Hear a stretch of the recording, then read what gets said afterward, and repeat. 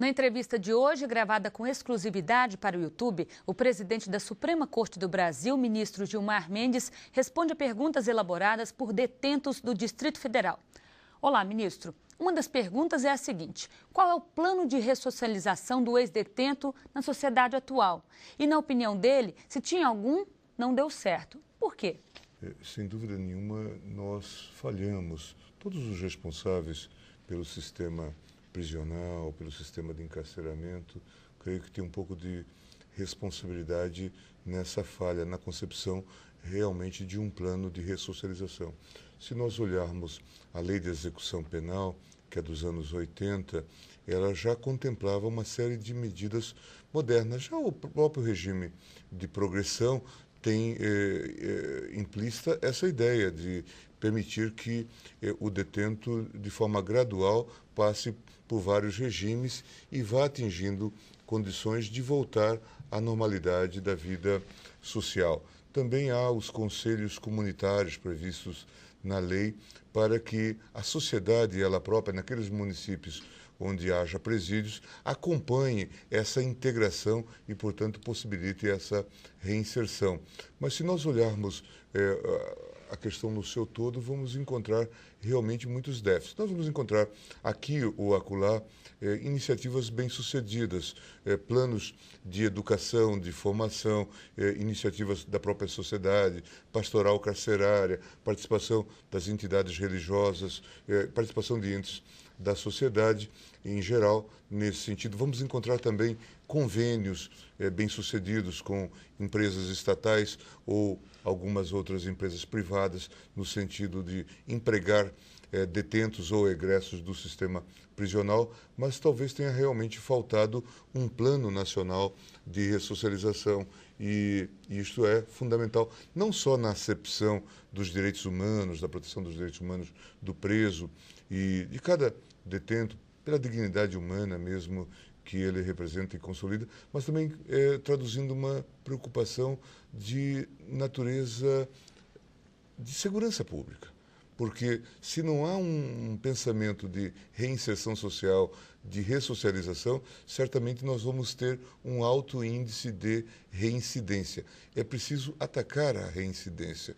E uma forma de atacar a reincidência é mediante programa de ressocialização. Todos os programas internacionais, todos aqueles que lidam com detentos e egressos do sistema prisional, recomendam realmente um programa consistente de reinserção social. E é isso que nós estamos fazendo agora no CNJ, nesse significativo trabalho de ressocialização, no Começar de Novo, fazendo uma integração de todos esses programas existentes, envolvendo o governo federal, o governo estadual, governos municipais, nesse grande esforço judiciário, legislativo e executivo, segmentos importantes da sociedade, todos eles estão participando desse esforço. Nós agora criamos o Departamento de Monitoramento do Sistema Prisional, que vai coordenar esse trabalho no âmbito do CNJ e do Judiciário em geral e certamente vai fazer a interação com outros setores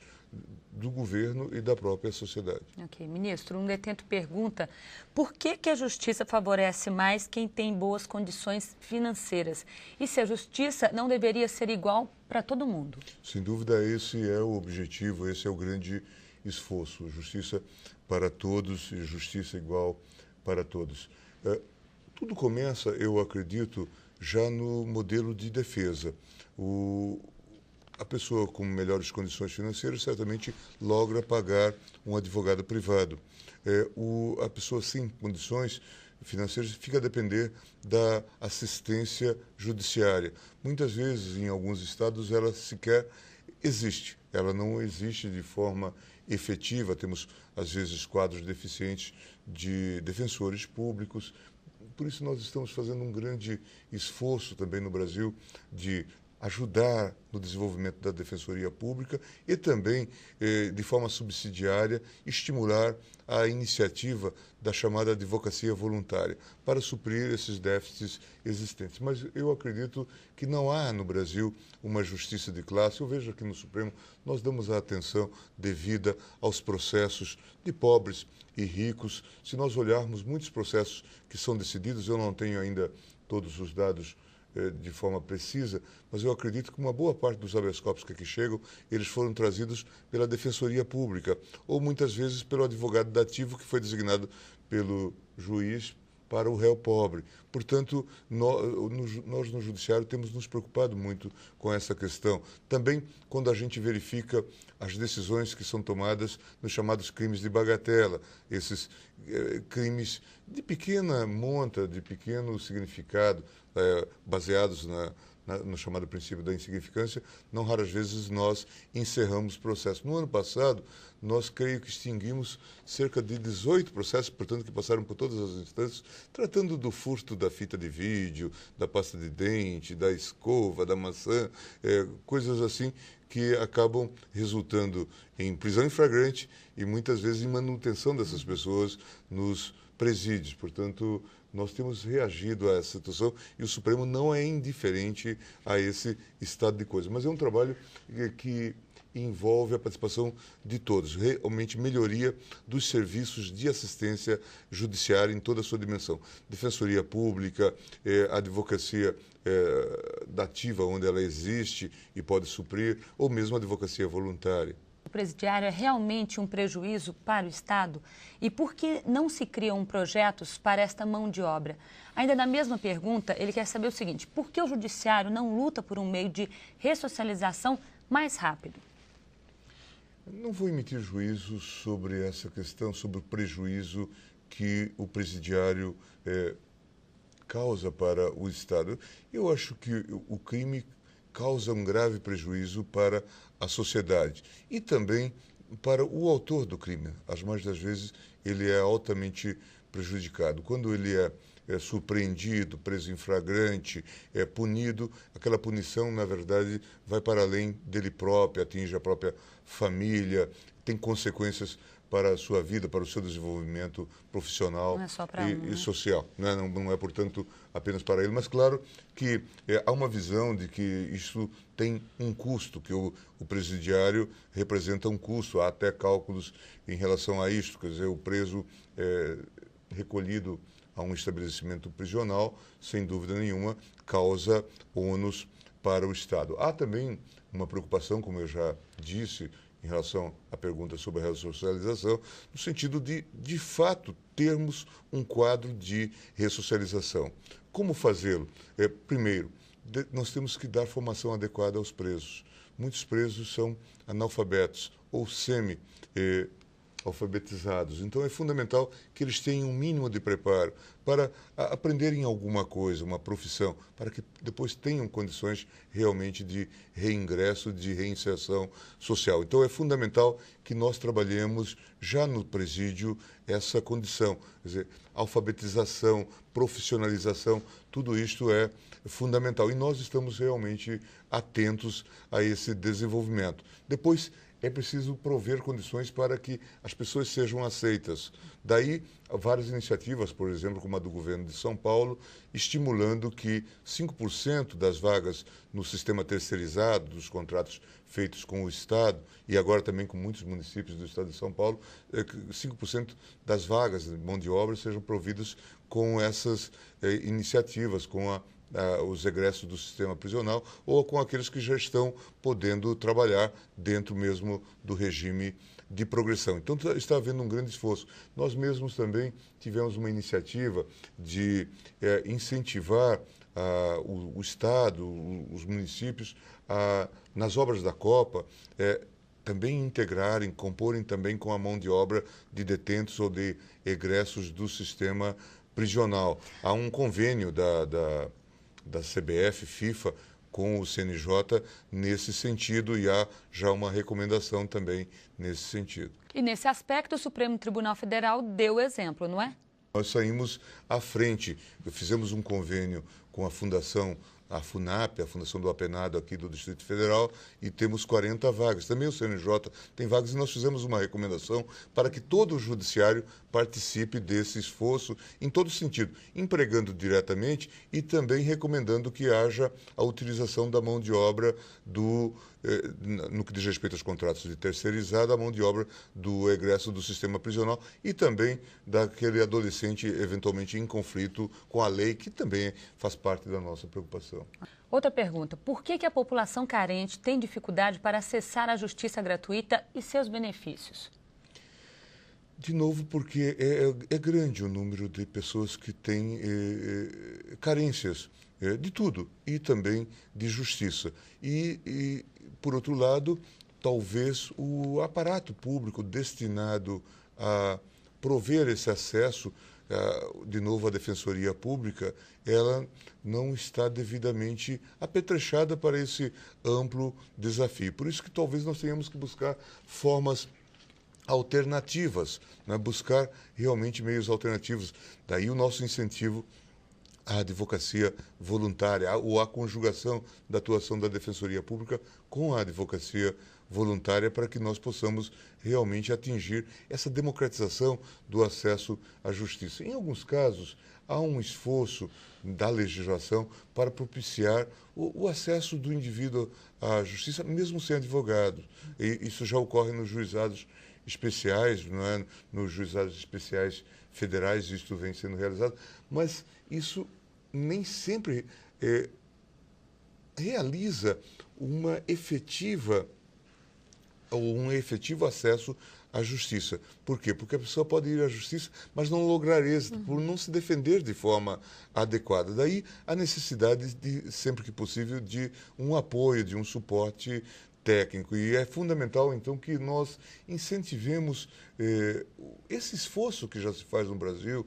Já temos hoje estruturado no plano federal uma Defensoria Pública da União e devemos, talvez, incentivar. Temos alguns estados que ainda não cumpriram esse objetivo, esse desiderato estabelecido pela Constituição, da Constituição de uma Defensoria Pública estadual, né? Temos que estimular, talvez, iniciativas assemelhadas no âmbito até mesmo dos municípios, né? Que ajudem as pessoas a terem acesso à justiça, e realmente temos que incentivar as iniciativas voluntárias. O senhor falou de novo de advocacia voluntária, como é que ela funciona? Ela funciona de várias maneiras. Às vezes, são escritórios de advocacia que colocam alguns advogados ou parte do seu esforço nesse sentido, a chamada advocacia pro bono. No judiciário, nós temos hoje até uma resolução do CNJ que regulamenta a advocacia voluntária. Ela é feita mediante convênios com instituições universitárias ou com ONGs destinadas à defesa dos direitos humanos, que colocam advogados, estudantes, estagiários à disposição de pessoas. Nós temos hoje algumas experiências bem-sucedidas. No Sul, por exemplo, o Tribunal Federal da 4ª Região regulamentou isto de forma bem-sucedida nos juizados especiais. Cede um espaço para que universidades ali atuem junto com professores, alunos, na defesa dessas pessoas carentes. Nós temos agora uma experiência também bem-sucedida no Maranhão. O Tribunal de Justiça está incentivando a participação de voluntários, eles estão atuando lá no presídio de Pedrinhas. Portanto, nós temos uma advocacia voluntária funcionando dentro de um presídio, o que faz com que as relações mudem, né? Que as pessoas passem a ter acesso a advogados, portanto, os presos passam a ter seus direitos mais respeitados. O ideal é que nós pudéssemos avançar nesse modelo. Ministro Gilmar Mendes, a lei de progressão de regime, após cumprido 1/6 da pena, gera algum efeito positivo para o judiciário? É uma outra dúvida. Eu tenho a impressão de que há um efeito positivo para todos. Há muita discussão se é adequado esse critério de 1/6 da pena, especialmente no caso dos crimes mais graves. Houve a mudança da lei dos chamados crimes hediondos, em que se estabeleceu um critério mais rigoroso para a progressão, mas eu acredito que esse modelo ele é extremamente positivo. Por quê? Porque aposta na capacidade das pessoas mudarem, né, das pessoas poderem progredir também nesse regime e voltarem ao seio da sociedade. É verdade que muitos desses modelos de progressão estão comprometidos porque nos faltam condições nos presídios para termos o chamado modelo aberto e semiaberto. Então, temos realmente modelos que diferenciem do modelo propriamente fechado. Então, o ideal é que nós realmente trabalhemos no sentido de aperfeiçoarmos todo o sistema prisional. Nós tivemos um grande êxito, eu acredito, na gestão atual no CNJ, que foi colocar essa questão no centro do debate público. Hoje, nós podemos ter divergências sobre os temas, todos os atores envolvidos nessa discussão, mas não há nenhuma dúvida. A questão prisional hoje está sendo discutida de forma aberta, sem preconceito, e eu acredito que nós vamos melhorar bastante o sistema prisional. Há esse departamento de monitoramento, também nos estados os tribunais estão concebendo órgãos semelhantes. Nós estamos realizando os mutirões carcerários, fazendo a verificação das situações indevidas, indicando o aperfeiçoamento do sistema prisional, reforma de alguns presídios. Portanto, nós estamos avançando significativamente neste campo. Presidente, uma pessoa que responde por algum crime pode prestar concurso público? Em princípio, sim. Não há nenhum problema em relação a isso. Certamente haverá a chamada investigação criminal ou a investigação que se faz sobre antecedentes e costumes e até antecedentes criminais. Em alguns concursos isso é extremamente rigoroso, concursos de magistrado, de promotor, mas a presunção de inocência aqui permite que se faça concurso, mesmo que esteja respondendo a um processo. O ideal é que até a investidura já haja uma definição, né, que haja celeridade na solução da controvérsia, até porque o resultado da maioria das ações penais é a absolvição. Portanto, a pessoa pode responder a um processo e resultar livre depois de algum tempo. Então, não há nenhuma dificuldade em relação a isso. Não deveria haver essa punição prévia, né? Pergunta agora é a seguinte: uma pessoa condenada por um crime hediondo tem direito a algum tipo de benefício? Sim. O Supremo debateu muito, por exemplo, o direito à progressão. Inicialmente, a lei dos crimes hediondos estabelecia que não haveria o direito à progressão, que o cumprimento da pena dar-se-ia sempre no regime integralmente fechado. Depois de muito debate, votos vencidos e toda uma recolocação em torno do assunto, a nova composição do Supremo entendeu que aquela lei, aquela norma que fora inicialmente declarada constitucional, era inconstitucional e admitiu, então, a necessidade de progressão de regime para todos os crimes. É claro que, em relação ao crime grave, que é chamado crime hediondo, segundo a denominação constitucional, e, nesse caso, se entende que se pode estabelecer um outro critério, que não aquele considerado adequado para os crimes não hediondos, até porque essa terminologia nos coloca diante de escolhas complicadas, como se houvesse crimes esteticamente mais plausíveis, né, o que não é adequado. Mas o que se quer dizer é que hoje há o direito à progressão e há todos os direitos, portanto, que o preso pode gozar nesse regime, inclusive passar para um outro modelo de prisional depois de cumprido um tanto da pena, que agora é alongado. Depois da decisão do Supremo, houve uma lei do Congresso Nacional que estabeleceu um requisito de progressão mais rigoroso. Essa pergunta aqui é mais uma opinião. Ela diz o seguinte: o detento, por que muitas vezes no sistema penitenciário uma pessoa comete um deslize e todas pagam? Eu imagino que essa pergunta se refere a regime prisional, determinados regimes que se estabelecem em razão, por exemplo, de indisciplina. Talvez esse tipo de providência tem a ver com a necessidade de uma certa disciplina, de observância de normas de procedimento no presídio, né?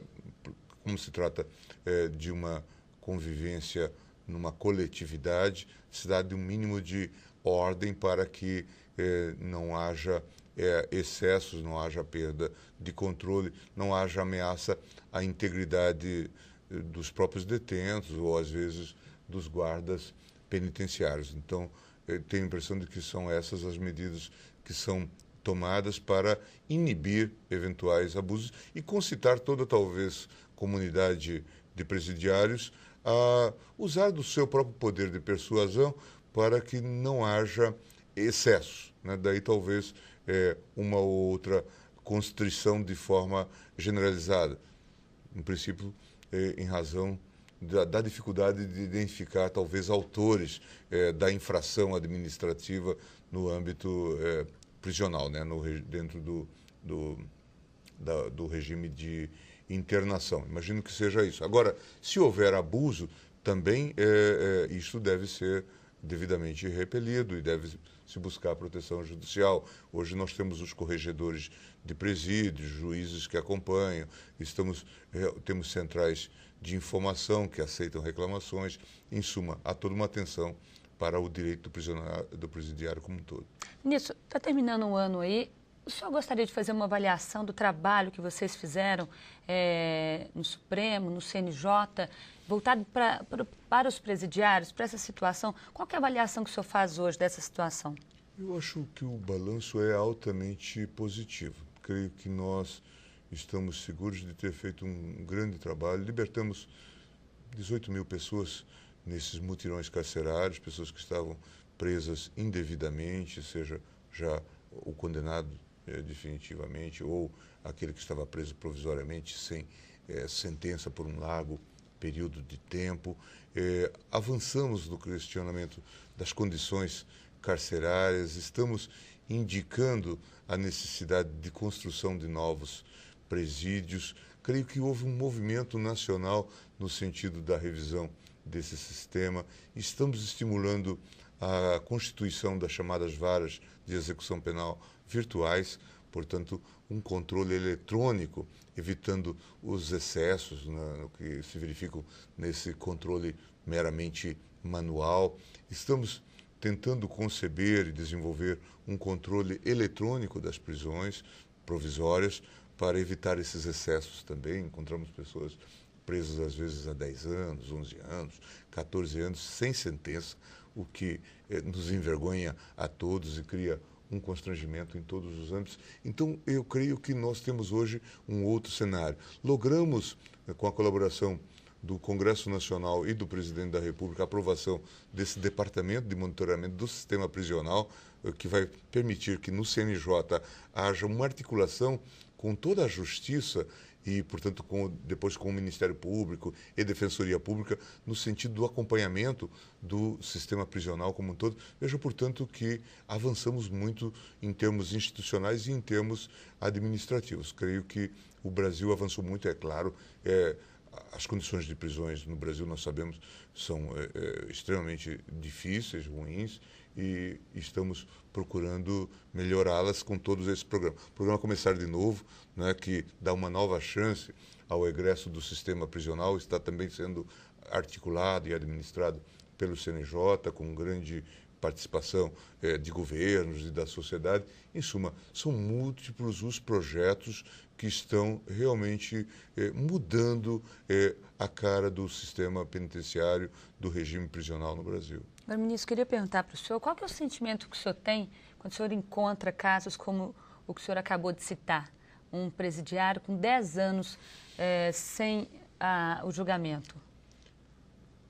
É um sentimento múltiplo de vergonha, de repúdio, de culpa, porque, de certa forma, todos nós somos um pouco responsáveis.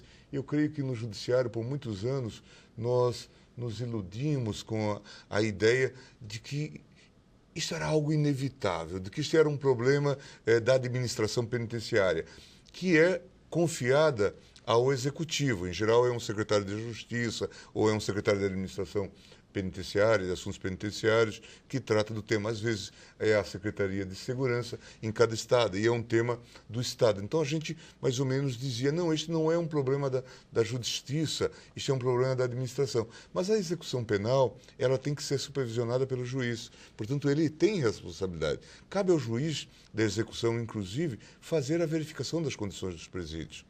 Por isso que nós estamos lançando um programa importante agora com a consecução, com a inauguração do Departamento de Monitoramento, que é fiscalizar também os presos em delegacia. Hoje nós melhoramos bastante as condições dos presídios, mas nós ainda temos um amontoado de presos em delegacia. Muitos desses quadros que nós vemos na televisão, aqueles presos todos mostrando lenço, papel, protestando, em geral, são presos que estão nas delegacias. Em alguns estados nós temos 5.000, 7.000 presos em delegacia. Nós queremos zerar esse estoque. Nós queremos realmente acabar com o preso em delegacia. A delegacia será uma passagem para uma eventual prisão naquele momento, que ocorre naquele momento, prisão em flagrante, leva-se para uma delegacia para uma passagem. Ele pode ser solto, né, o juiz pode fazer a verificação e dizer não é caso de prisão provisória e relaxa a prisão, ou não é caso de prisão provisória e aí ele já passa para um presídio. Então nós estamos realmente engajados e eu espero que no ano próximo nós já tenhamos essa meta e possamos levar a efeito, realizar essa meta. Obrigada, ministro. E você acabou de acompanhar a entrevista gravada com exclusividade para o YouTube com o presidente da Suprema Corte do Brasil, ministro Gilmar Mendes, que respondeu a perguntas elaboradas por detentos do Distrito Federal. Até a próxima.